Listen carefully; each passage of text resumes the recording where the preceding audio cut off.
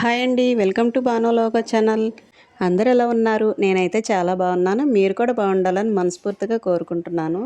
ఇంకా వీడియోలోకి వెళ్ళిపోతే ఈరోజు పచ్చి కొబ్బరి కర్రీ అయితే చేయబోతున్నాను. మీరు ఎప్పుడైనా ఈ కర్రీ చేశారా? చేస్తే కామెంట్ చేయండి. ఇది మా అమ్మగారి దగ్గర నుంచి నేర్చుకున్నానండి. కార్తీక మాసంలో పూజలు ఎక్కువగా చేస్తూ కొబ్బరికాయలు కూడా ఎక్కువగా కొడుతూ ఉంటాం కదా. ఆ టైంలో కొబ్బరి ఎక్కువగా ఉండటంతో ఈ కర్రీ అయితే మా అమ్మగారు చేస్తూ ఉండేవాళ్ళు. ఈ కర్రీ కోసం నేను పెద్ద సైజు కొబ్బరికాయ ఒకటి తీసుకున్నాను. కొబ్బరిని చిన్న చిన్న పీసెస్గా కట్ చేసి వాటర్లో ఒకసారి వాష్ చేసి మిక్సీ జార్లో వేసుకొని మెత్తని పేస్ట్లా చేసుకోవాలి. మరీ గట్టిగా కాకుండా ఒక హాఫ్ గ్లాస్ వాటర్ అయితే పోసుకొని పేస్ట్ అయితే చేసుకుంటున్నాను. కొబ్బరిని తురిమి కూడా కర్రీ చేసుకోవచ్చు, కానీ ఇలా పేస్ట్ చేయటం వల్ల రైస్లోకైనా చపాతీలోకైనా పర్ఫెక్ట్ కాంబినేషన్ అన్నమాట. ఇక్కడ నేను చూపిస్తున్న విధంగా అయితే పేస్ట్ చేసుకొని పక్కన పెట్టుకోవాలి.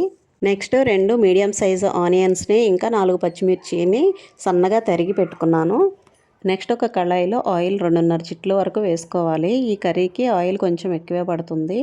ఆయిల్ వేడెక్కిన తర్వాత 5-6 చిన్నులపాయ రబ్బలు, ఒక స్పూను పచ్చిశనగపప్పు, ఒక స్పూన్ మినప్పప్పు, ఒక స్పూన్ ఆవాలు, 1 స్పూన్ జీలకర్ర, ఇంకా తరిగి పెట్టుకున్న ఆనియన్స్, పచ్చిమిర్చి, కరివేపాకు వేసుకొని కొంచెం బ్రౌన్ కలర్ వచ్చే వరకు కూడా ఫ్రై చేసుకోవాలి.